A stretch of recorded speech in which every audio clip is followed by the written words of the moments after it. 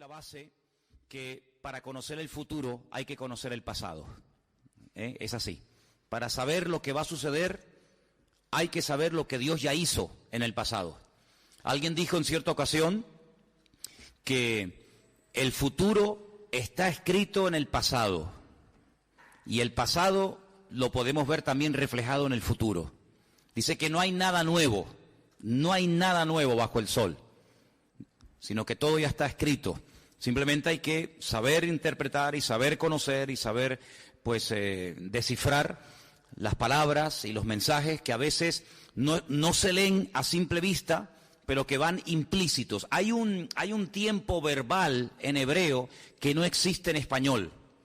Sí, sabemos que la gramática es muy amplia, hay muchos tiempos verbales, pero hay un tiempo en hebreo que no existe en español y se llama el tiempo constructo. Y significa que hay cosas que están implícitas en el mensaje, pero que no se pueden leer, pero van implícitas en el mensaje. Y hay unas palabritas que cuando te las encuentras por el camino en una frase, sabes que lo que estás leyendo está en un tiempo constructo. Por ejemplo, cuando tú le dices a un hermano o a una persona, Dios te bendiga, hay cosas que van implícitas en ese Dios te bendiga, ¿sí o no? Oye, cuando tú le dices a una persona, Dios te bendiga, pues ¿qué le estás diciendo o qué le estás deseando? Pues que le vaya bien, que el Señor lo prospere, que tenga salud, en fin, que el Señor esté con él, abriéndole campo. ¿Sí o no? Fíjate todo lo que va en eso, Dios te bendiga. O cuando le dices, por ejemplo, a un hijo o a una hija, ¿vas a salir? Sí. Bueno, pórtate bien. Pórtate bien. Lo que vaya adentro, Lo que va en ese pórtate bien.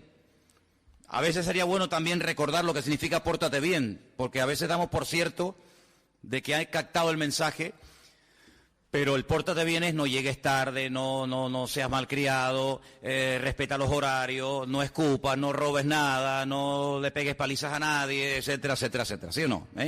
Entonces, en la Biblia a veces hay un mensaje implícito que no se lee a priori, pero que ahí está. Y en el libro del Génesis, sobre todo el primer capítulo, hay muchos mensajes que están implícitos, pero que no se leen a simple vista, ¿no? Y lo interesante es saber que el libro del Génesis, sobre todo el capítulo 1, no es un libro, no es un capítulo, no es una historia que se escribió para crear polémica. No es un capítulo, no es una narración que se escribió para chocar frontalmente contra, por ejemplo, la llamada ciencia. Tampoco pretende el libro del Génesis, el primer capítulo, demostrar la existencia de Dios. La Biblia no pretende en ningún momento convencer a nadie de que Dios existe. En ningún momento ese es el objetivo de la Biblia. La primera palabra de la Biblia, ya la hemos mencionado muchas veces, la palabra Bereshit, y se ha traducido por en el principio. Pero realmente esa palabra no significa en el principio, sino Barishoná significa en el principio, Barishoná. Pero la Biblia no empieza con esa expresión, sino con otra. ¿Por qué? Porque lo que la Biblia quiere dar a entender que lo importante no es en sí el orden cronológico en el que fueron ocurriendo las cosas, sino el propósito por el cual ocurrieron de esa forma las cosas. ¿Me explico? A veces queremos, y de hecho le damos un énfasis a lo que la Biblia realmente no quiere, que te robe tanto tiempo. Y el día duró 24 horas, o fueron días de 1000 años, o cómo había luz y no había sol, y comenzamos a divagar en cosas que realmente no es lo que el texto intenta enfatizar, y lo importante lo olvidamos y lo aparcamos. Desde la primera palabra de la Biblia, la forma como está escrita, da a entender que lo que el Señor pretende es que el hombre capte el mensaje oculto de el propósito por el cual Dios creó lo que creó y por qué lo creó. ¿Me explico? Si Dios no hace las cosas porque está aburrido, Dios no hace nada para entretenerse, Dios no hace nada y después dice, no sé para qué hice esto. ¿Cuántas veces ha ocurrido que tú has comprado algo o has ido a algún lugar o te has metido en alguna actividad y después resulta que, ¿verdad? Como que te aburres. Me acuerdo hace muchos años fuimos una vez a una casa a recoger una serie de cosas que una familia nos daba para el rastro y trajimos un montón de juguetes nuevos, pero nuevecitos, prácticamente de paquete. Me acuerdo que habíamos traído un coche de estos de carrera, teledirigido, y bueno, estaba todo flamante. Y la señora, la abuela, nos decía que bueno, que el niño ya estaba aburrido, que los juguetes se lo habían comprado hace un par de meses, pero que ya el niño ya no le daba ninguna importancia y ahora había que tirar todo eso o regalarlo y volver a comprar otras cosas. ¿Cuántas veces hay gente en la vida que se mete en un deporte, se compran todo, la bicicleta, el pantalón de ciclista, no sé qué, y tú lo miras y dices, este se cree que va a correr en el Tour de Francia. Y tú para adentro dices, este a la semana no sabe ni dónde dejó la bicicleta. ¿Te ha pasado alguna vez, hermano? No levanten la mano porque no estoy hablando con nadie. Ahora le da por el fútbol y compra la pelota, no sé qué, no sé cuánto, o por el alpinismo, por el submarinismo, y compra las gafas y las aletas, y a los 3 días le dice, ¿y qué pasó? Dice, ya no quiero, y ahí está todo tirado. Dios no es así. Dios nunca empieza una cosa y la deja a medias. Es más, cuando empieza es porque en su mente ya está terminada. Cuando el Señor da su vida por su pueblo, es porque Él a su pueblo ya lo vio terminado. Si Él no ve algo completo y terminado, no lo empieza. El ser humano es al revés. Nosotros empezamos algo para ver si lo terminamos. Dios es al revés. Dios lo empieza porque ya lo ve terminado. ¿Cuántos dicen amén? ¿Ok? Entonces, en el libro del Génesis hay cosas muy interesantes. Yo hice una pequeña listita de algunas cosas que estoy descubriendo en este estudio. Y lo primero es cómo empieza el libro. En el principio creó Dios los cielos y la tierra. Ya el nombre de Dios está desde el primer versículo de la Biblia, desde el primer momento. Ahora, la gente se ha preguntado a lo largo de la historia por qué la Biblia comienza de esta manera y no comienza, por ejemplo, con los 10 mandamientos. O no comienza, por ejemplo, pidiéndonos Dios una serie de cosas y al final llevarnos a otro pasaje o capítulo o libro donde nos hable de la creación. ¿Por qué comienza la Biblia hablándonos de la creación del universo, del cielo, de la tierra, de los animales, de los pájaros, del hombre? Por una sencilla razón. Porque tenemos que partir de la base. Esta es una gran equivocación que cometieron los griegos, sobre todo el famoso Aristóteles. Él decía que el universo es eterno, que siempre ha existido. Que lo que vemos, sol, la luna, las estrellas, los astros, el firmamento, siempre ha existido, es algo eterno. Sin embargo, choca frontalmente contra la realidad bíblica. La realidad bíblica nos enseña que detrás de todo lo que vemos hay un creador. Es decir, si tú no aceptas que hay un creador, ¿cómo te vas a someter a una serie de mandamientos de un Dios o de un creador en el cual no crees o no te ha demostrado su poder y su autoridad? La creación fundamentalmente es un despliegue impresionante de la sabiduría y del poder de Dios. Fíjate qué interesante, hermanos. El hombre no toma parte activa en la creación de la tierra, ni los cielos, ni del universo. El hombre es creado al 6º día. Es decir, que durante el 1º, 2º, 3º, 4º y 5º día, Dios no para de hacer, de crear y decir cosas sin necesidad de que el hombre, permítame la expresión entre comillas, le eche una mano. Esto es un golpe al ego del hombre. Porque si el hombre hubiera sido creado desde el primer día, podía haber llegado a creer la mentira, pero creer en esa mentira, de que el hombre participó de alguna manera en la obra creadora de Dios. Sin embargo, nada más lejos de la realidad. Prácticamente cuando todo ya está finalizado, ordenado y en su justo lugar, es cuando Dios crea al hombre. Por lo tanto, el hombre tiene que partir de la base de que incluso él mismo es un ser creado. Y es un ser creado con un propósito. Y todo lo que Dios ha hecho, lo ha creado para entregárselo al hombre, para que lo administre, para que lo cuide, para que lo proteja y para que a través de todas las obras de Dios, del sol, la luna, los mares, etcétera, pueda siempre recordar que detrás de todo lo que existe, de lo que pueden ver nuestros ojos y aún lo que no pueden ver, siempre está la mano de nuestro poderoso Dios. ¿Cuántos dicen amén? Así que la creación se creó con un propósito. No se creó porque Dios no tenía otra cosa que hacer, sino que se creó con un propósito concreto y definido. Ahora bien, la Biblia comienza diciendo en el principio, pero realmente es un principio. No es el principio principal, digamos, como el número 1, y a partir de ese vino el 2 y el 3, sino que simplemente es un principio de otros tantos que hubo. ¿Me explico? Dios creó muchas cosas antes de que comencemos a ver que Él está poniendo en orden lo creado. Fíjense qué interesante que lo primero que Dios crea dice que son los cielos y a continuación la tierra. Ahora, si observamos los cielos, según el nombre bíblico, porque claro, uno menciona la palabra cielos en nuestro idioma, y prácticamente sí, sabes a lo que te refieres, pero la palabra cielos en sí para nosotros no tiene una raíz etimológica que nos deja con la boca abierta diciendo, madre mía, lo que significa esta palabra. Sinceramente, la palabra cielos, si la estudias en español, no te dice nada. Pero como la Biblia fue escrita en el idioma de Dios, en el idioma perfecto, el idioma que Dios utilizaba para crear y el idioma que Dios permitió que se plasmara por escrito en su palabra, cuando Él emplea la palabra cielos, es la palabra Hashamayim, los cielos. Y Él lo que hace es que une dos elementos, como es el agua y el fuego, y crea un término nuevo que son los cielos, que literalmente, si tradujéramos esa palabra, diríamos cielos, agua, fuego o fuego, agua. Es decir, que la unión entre el fuego y el agua es lo que nosotros conocemos con el nombre de cielos. Ahora, esto es algo que en nuestra mente no entra, porque si tú le echas agua al fuego, lo apagas. Son dos elementos que no se llevan bien. No es como el agua y la electricidad, por ejemplo, ¿no? Que el agua es conductora de la electricidad. Es decir, el peor enemigo del fuego es el agua.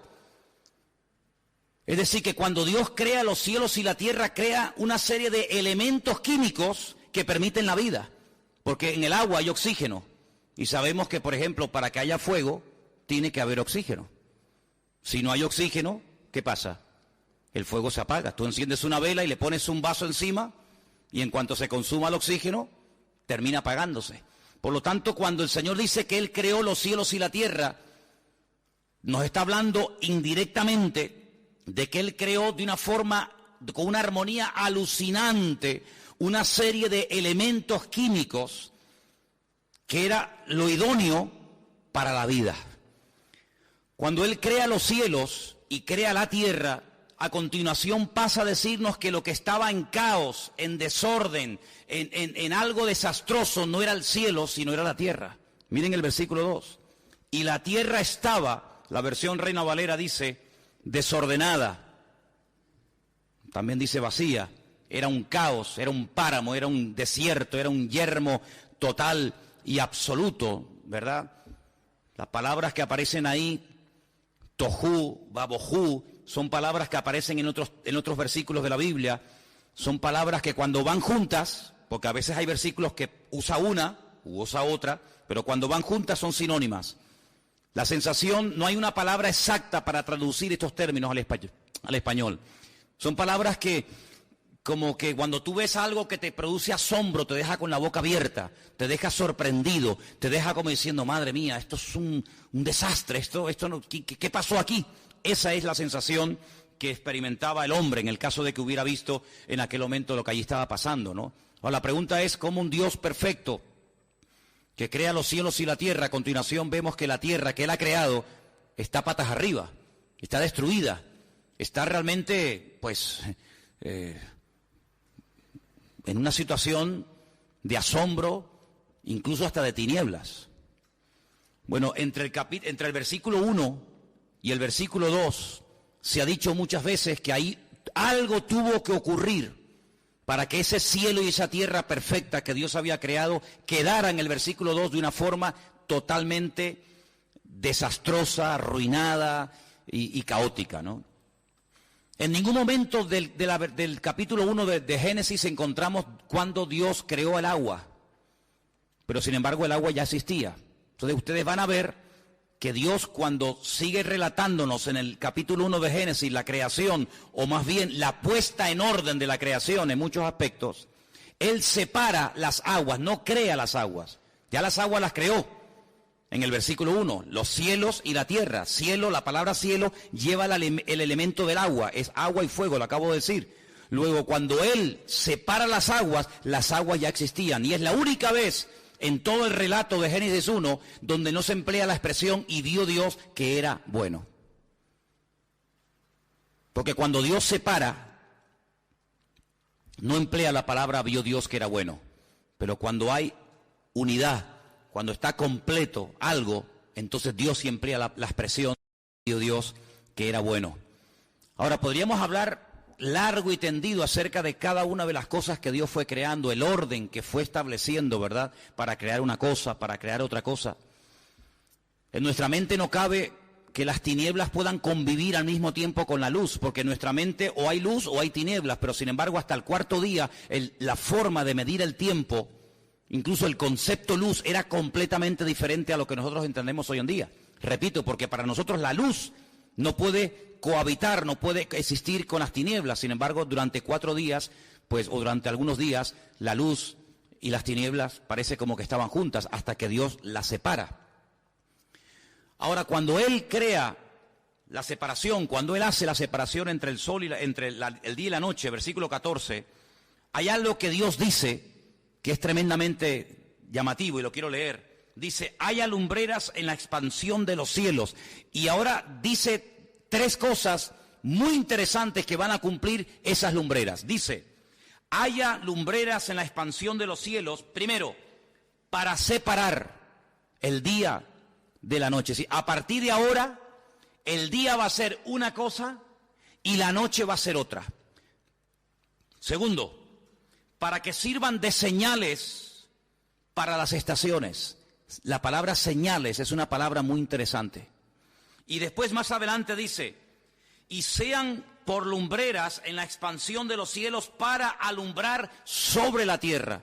Es decir, lo que hace cuando crea el sol y cuando crea a la luna, le da 3 funciones. Repito, separar el día de la noche, servir como señales para los tiempos, días y años, y también para alumbrar a los hombres. Ahora, es interesante notar que una de las palabras que aparece ahí por primera vez en el relato de la Biblia es una palabra que se emplea, que es la palabra modín, y es la palabra que se emplea para las fiestas. Los judíos desarrollaron un sistema de calendario completamente diferente a todos los calendarios que en aquel tiempo regían el mundo, incluso en la actualidad.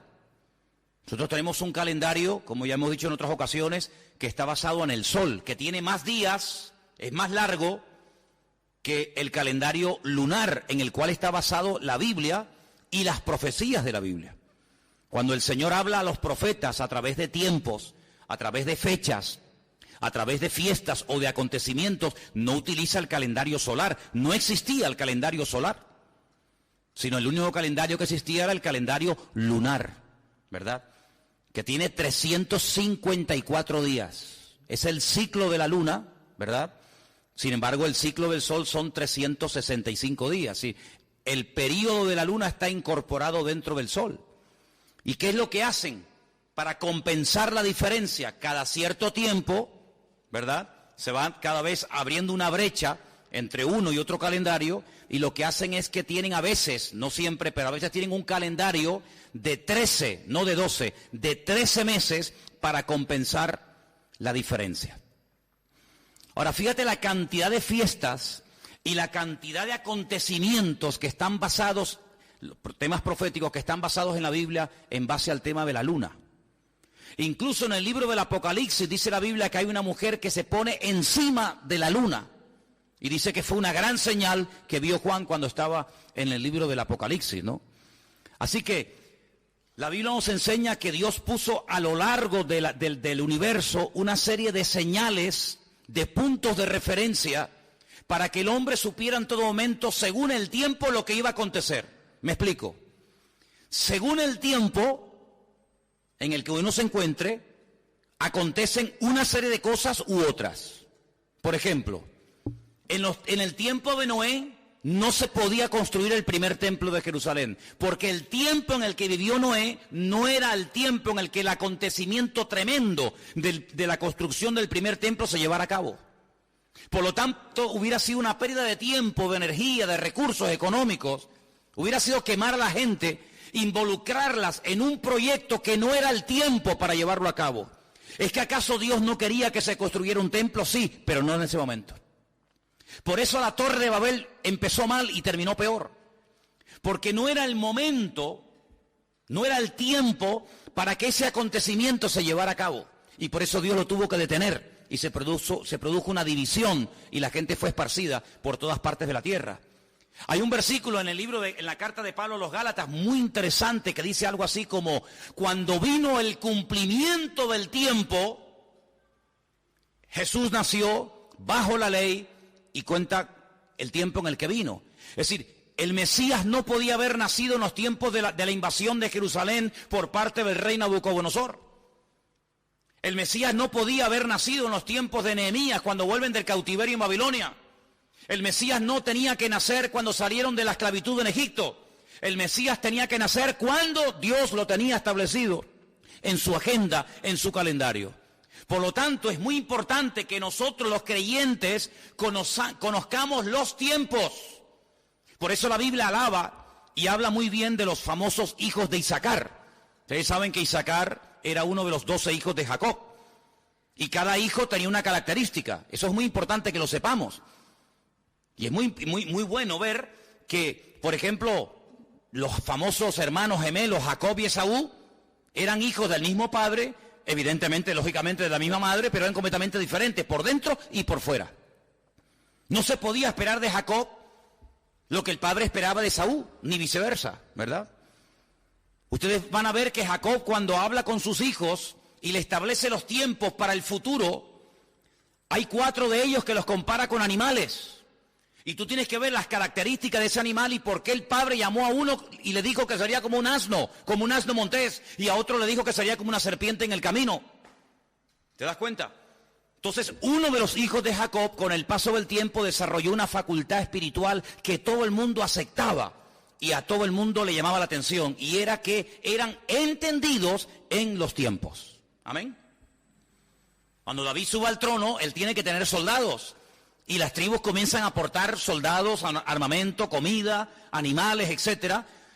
La tribu que menos gente aportó, pero no por eso los menos importantes, fue la tribu de Isaacar, que dice que le mandaron unos 200 y pico hijos para que se enrolaran en el ejército del rey David, y dice que estos hijos de Isaacar eran entendidos en los tiempos. No tenían buena puntería, no eran buenos soldados, no eran albañiles, fontaneros, carpinteros, no eran buenos cocineros, no eran buenos jinetes, eran entendidos en los tiempos. Dice que cuando ellos hablaban, Israel les escuchaba, porque ellos sabían cuándo era el tiempo de ir a la guerra y cuándo era el tiempo de quedarse en casa. Entendidos en los tiempos, en plural. Sabían lo que iba a acontecer según el tiempo en el que se encontraban. Y por eso el Señor lo que hace en el libro de Génesis capítulo 1, aunque no es lo prioritario, lo dije al principio, lo prioritario es descubrir el propósito de la creación y no tanto el orden cronológico de la creación. Lo que el Señor hace es dividir en 6 períodos, 6 días, y en cada uno de esos días el Señor va haciendo diferentes cosas.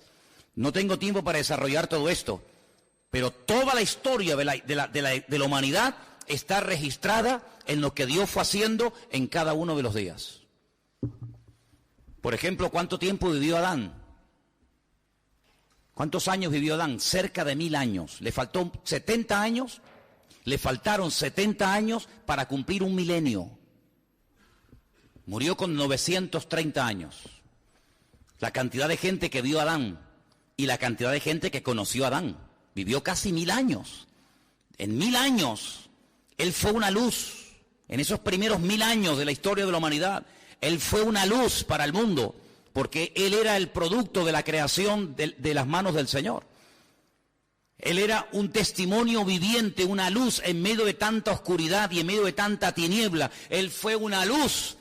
Cuando le veían, sabían que él era el único hombre en esta tierra que fue creado directamente por las manos del Señor Dios Todopoderoso. Y así sucesivamente vemos cómo el Señor fue creando en el día 1 tal cosa, en el día 2 tal cosa, en el día 3 tal cosa, hasta que finalmente llega al 7º día.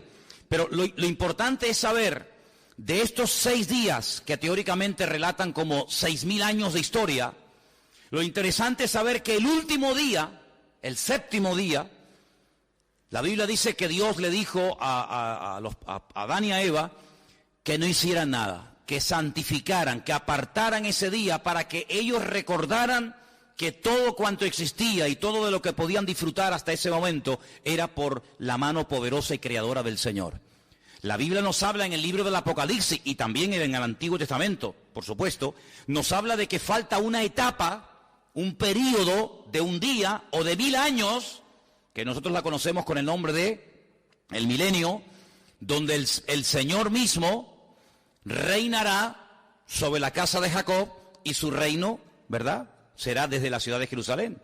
Luego, si Él va a reinar 1000 años y la historia de la creación se relata en 6 días y cada día para el Señor es como 1000 años, quiere decir que el Señor lo que está haciendo nos está anticipando los acontecimientos desde Adán hasta los próximos 6000 años. Y en cada etapa de ese tiempo, en cada etapa del camino, uno tiene que saber qué le corresponde hacer y qué no le corresponde hacer. Ustedes saben que un día estaba orando el patriarca Abraham y hay un momento en el que Dios le dice, tu descendencia estará cautiva en Egipto 400 años. Es decir, que Abraham sabía perfectamente que el pueblo de Israel, sus descendientes, tendrían que bajar a Egipto y permanecer como esclavos casi 400 años.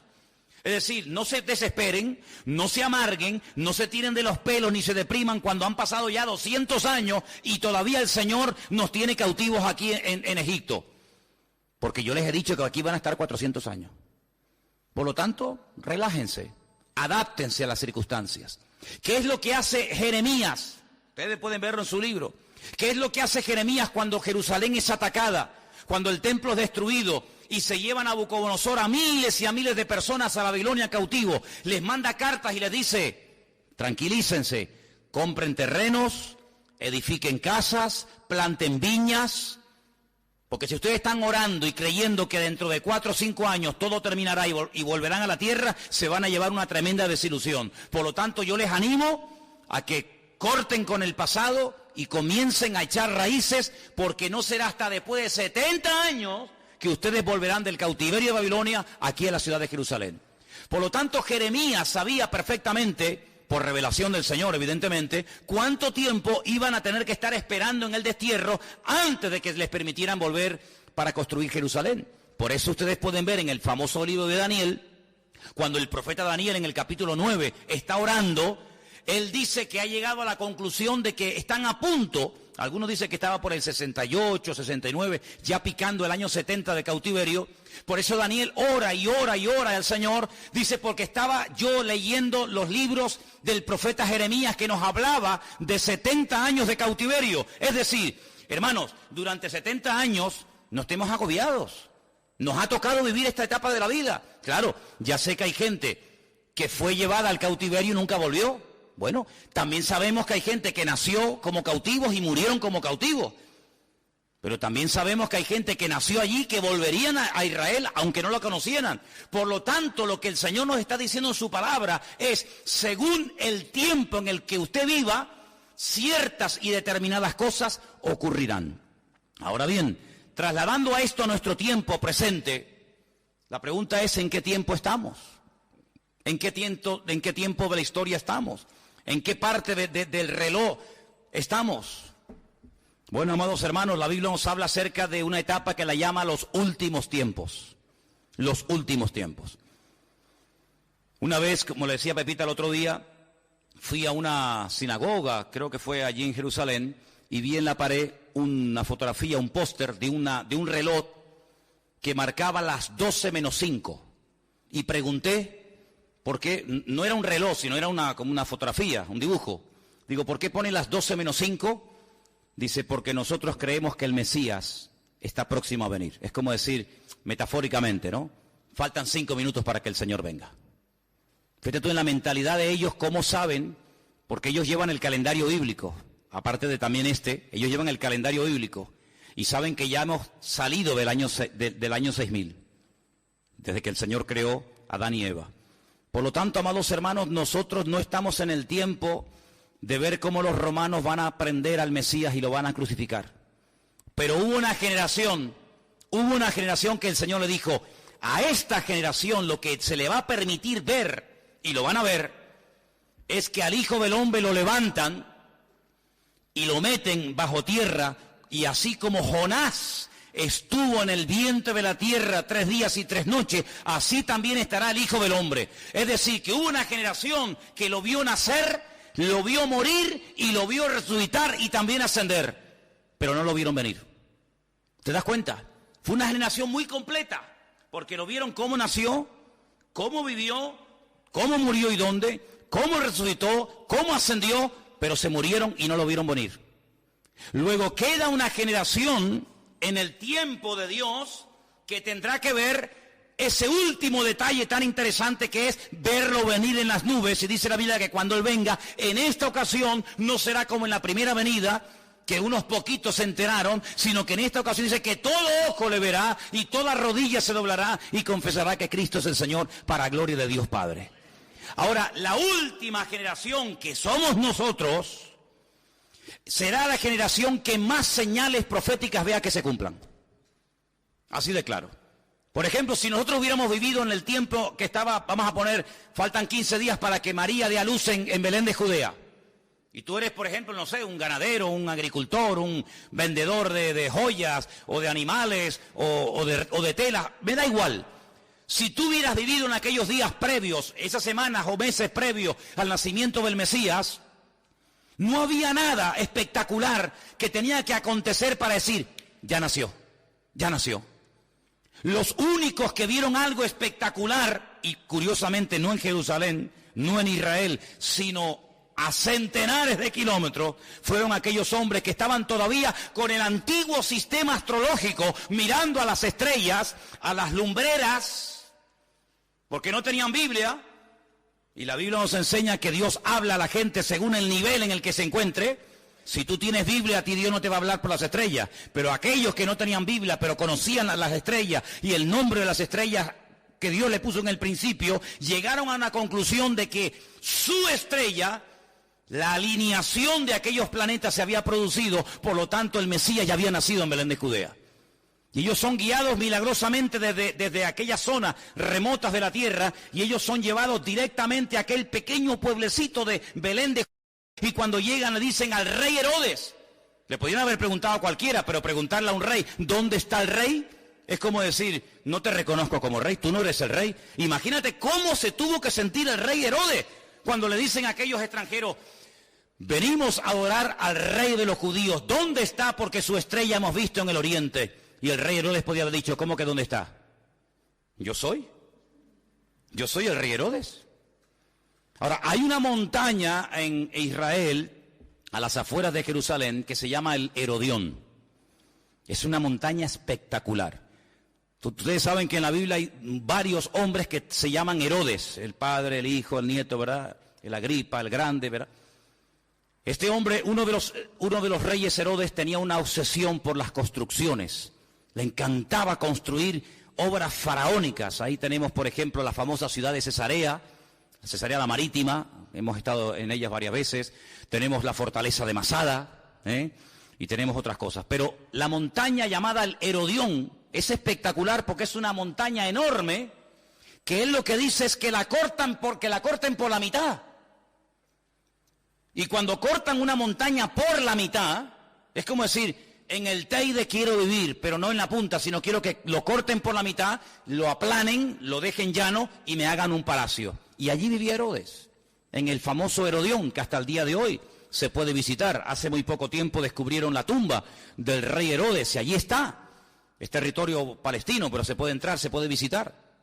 Cuando ellos venían, con lo primero que se encontraron fue con la montaña cortada, donde había un palacio enorme llamado el Herodión, donde vivía el rey Herodes, pero ellos sabían que ese Herodes no era al que ellos venían a adorar, era otro.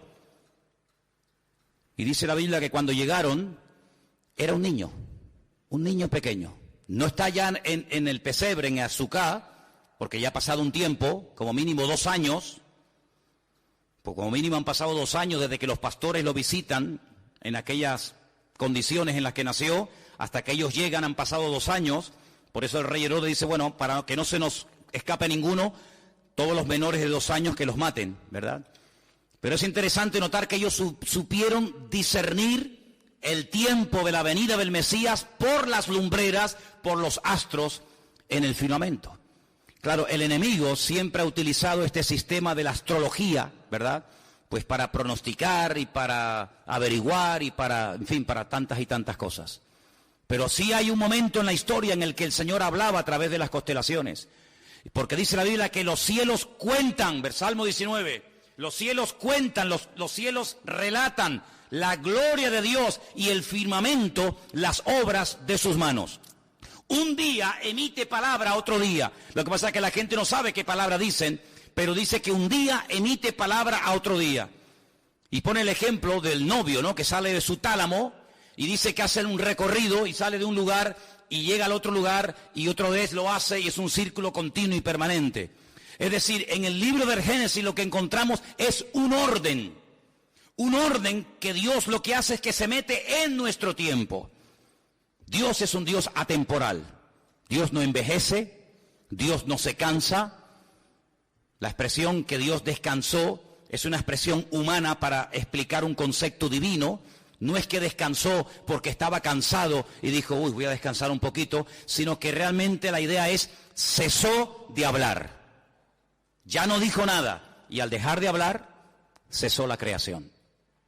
Y entonces el Señor lo que hace es decir, el ejemplo que yo les he dado de dejar de hablar, dejar de crear, es lo que ustedes tienen que hacer para dar testimonio al mundo de que ustedes creen en la obra creadora del Señor, del Dios Todopoderoso, pero al mismo tiempo el apóstol Pablo va más allá y dice, así como Dios, entre comillas, descansó de sus obras, ustedes también tienen que descansar de sus obras, pero de esas obras muertas que lo que han hecho es fatigarte, cansarte y darte en todo caso gloria a ti y no darle gloria al Señor. Y hay que arrepentirse, dice la Biblia, de esas obras muertas.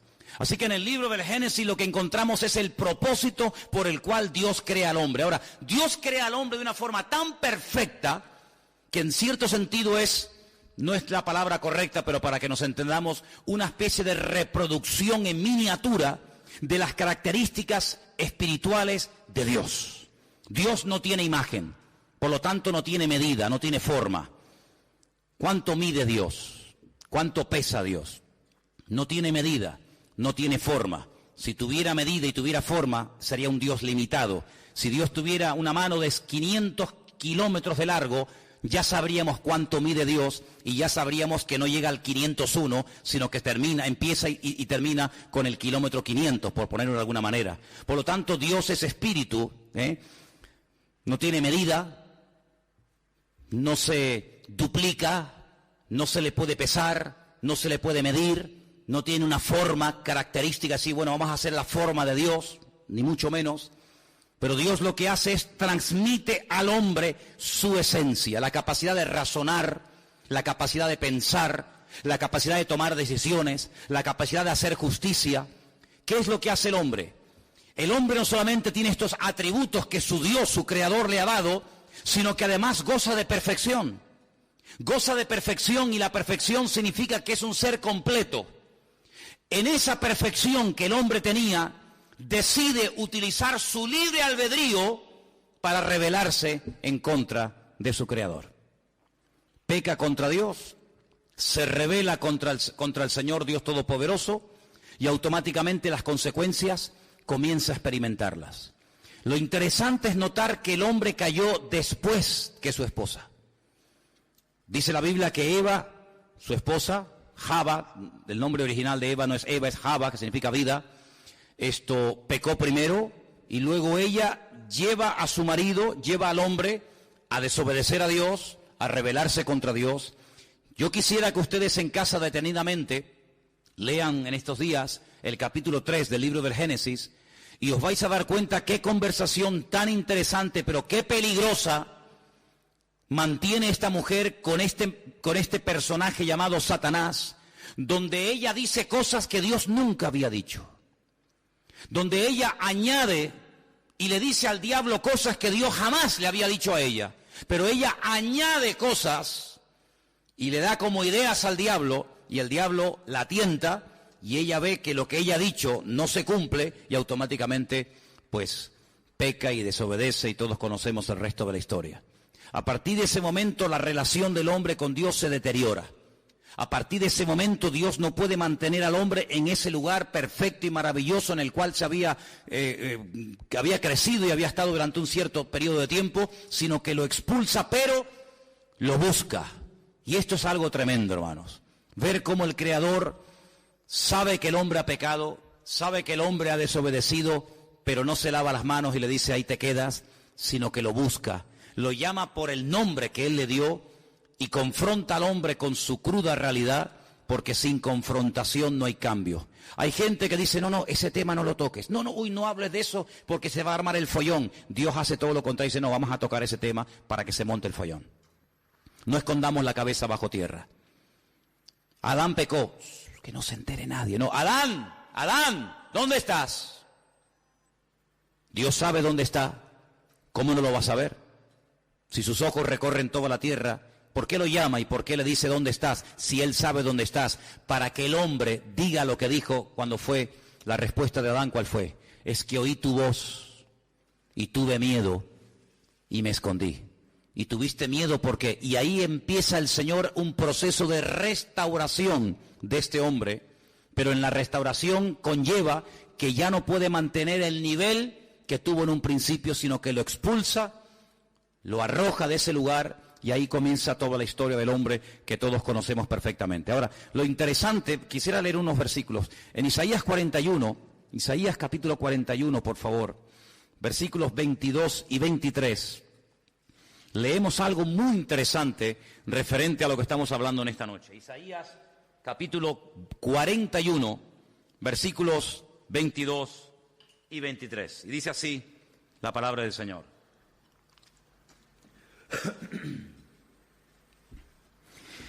Traigan, anúnciennos lo que ha de venir. Díganos lo que ha pasado desde el principio y pondremos nuestro corazón en ello. Y sepamos también su postrimería y hacednos entender lo que ha de venir. Dios está confrontando a los ídolos que ellos están adorando en vez de adorar al verdadero Dios. Y Dios le dice, bueno, si ustedes han decidido cambiarme a mí por otros dioses, pregúntenle a esos ídolos, pregúntenle a esos dioses que te hablen de lo que pasó. Pregúntenle, pinchen a esos dioses y díganle, cuéntame lo que va a pasar en el futuro.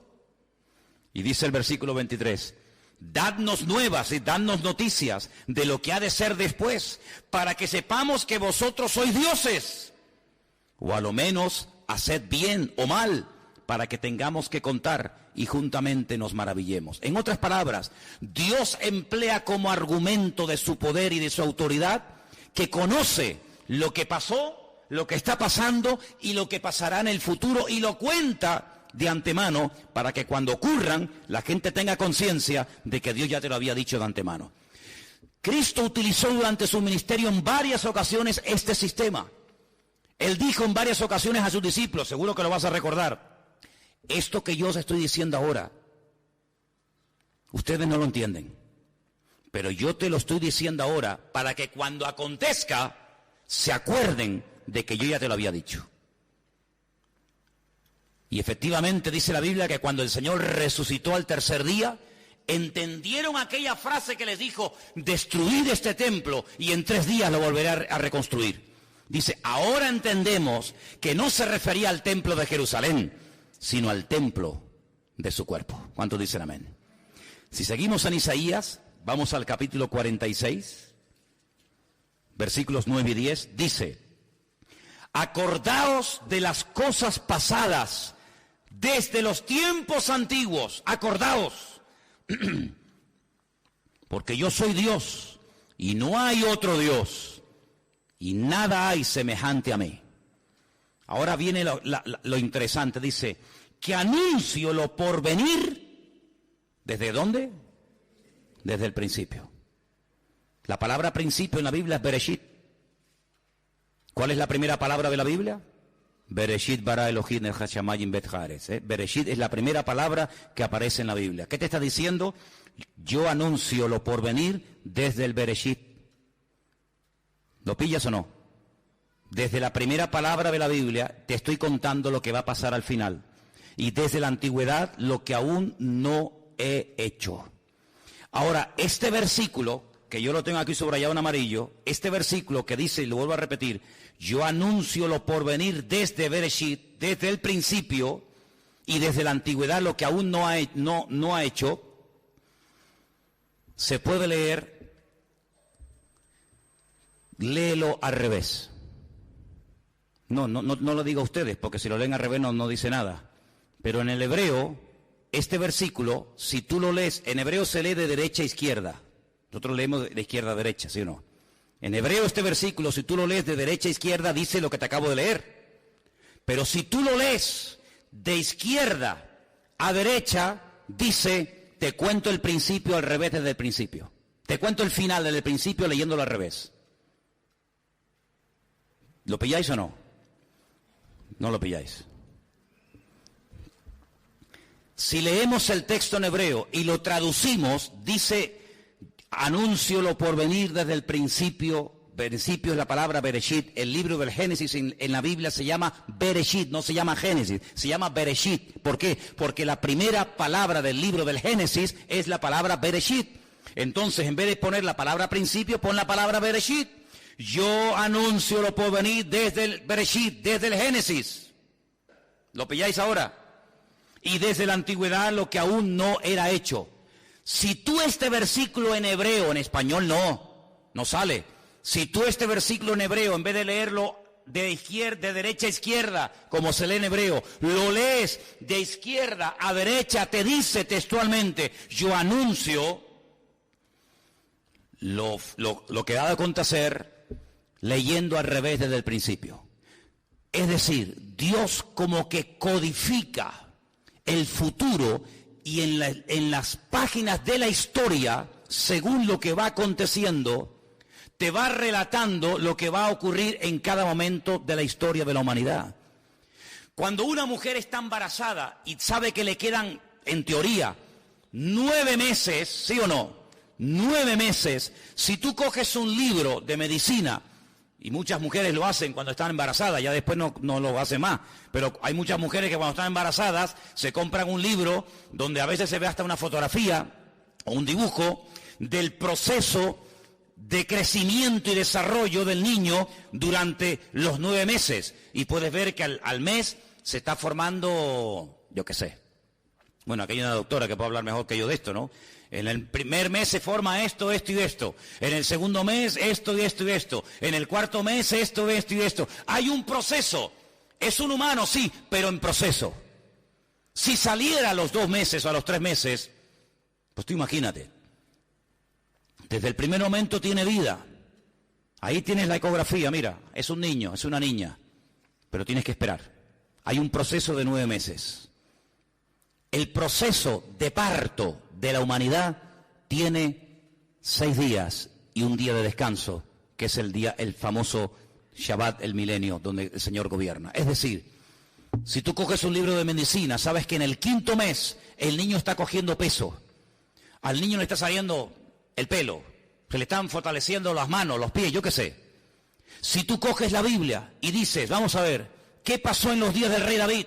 Guerras, y venga, y venga más guerra, y venga más guerra, y venga más guerra. Llegó un momento en el que se acabaron las guerras, ya no había guerras, ya no había que luchar contra nadie, porque ni siquiera había país que defender, dispersados por todas las naciones de la tierra. Pero en ese proceso, llegó un momento en el que Dios dijo, ahora en este tiempo, volverán a resurgir de las cenizas los huesos secos. Ezequiel 37. Y cuando al final de la visión Ezequiel pregunta y dice, ¿y estos huesos secos a los cuales yo les prediqué? Y de repente veo en la visión que se levantan, huesos secos, muertos, que se levantan y se pone el hueso con su hueso, la tibia, el peroné, cada uno en su sitio, y ahora se le pega los tendones y la carne y los músculos. Señor, ¿esto qué es? El Señor dice, esto que estás viendo, esta es la casa de Israel, que en los últimos tiempos será restaurada y volverán otra vez a su tierra. Ese proféticamente, pero no fue hasta 1948 que esa profecía que Ezequiel vio en una visión se cumplió ante los ojos del mundo entero. Pero cuando Ezequiel vio a esos huesos secos que se levantaron y eran un ejército, dice: Señor, noto que en este ejército no hay espíritu. Y le dice el Señor: ahora profetízale al espíritu. Dile: espíritu, entra en ellos. Y cuando entró el espíritu, dice que se convirtió en un ejército tremendamente poderoso. Y entonces nos habla de la restauración de este país, de este pueblo, en dos etapas.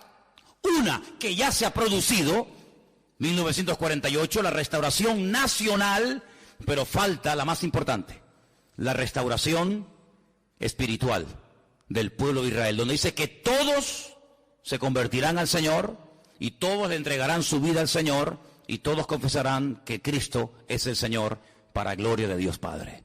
Entonces, lo que va a acontecer en los últimos tiempos, muchas veces se enfatiza lo negativo: el anticristo, la marca de la bestia, el falso profeta, sangre, guerra, rumores de guerra. Y es verdad, claro que es verdad, pero las monedas tienen dos caras. Si le damos la vuelta, ya hemos hablado de las 10 vírgenes, las que se quedan dormidas, las que se quedan despiertas, del falso profeta, del anticristo, de la restauración de Israel. Pero los milagros, las señales, los prodigios, las maravillas que van a acontecer en los últimos tiempos, dice que superarán a todas las maravillas y prodigios que Dios ha hecho en el principio. ¿Por qué? Porque la Biblia dice que al final Dios hará algo tremendo, que la gloria, la manifestación del poder de Dios será mayor que la primera. Y tú dices: ¿cuál fue la primera manifestación de la gloria de Dios? ¿Cuál fue la primera vez que podemos ver en la escena mundial el poder de Dios? Génesis capítulo 1. ¿Te parece poco? La creación del sol, la luna, las estrellas, los planetas, el firmamento. Una manifestación impresionante del poder de Dios. Pues lo que Dios hará en los últimos tiempos será tan espectacular que millones y millones de personas no les quedará más remedio que reconocer que el Señor es el Dios todopoderoso. Porque dice: si no creen a mis palabras, creerán en mí por las señales que verán. ¿Cuántos dicen amén?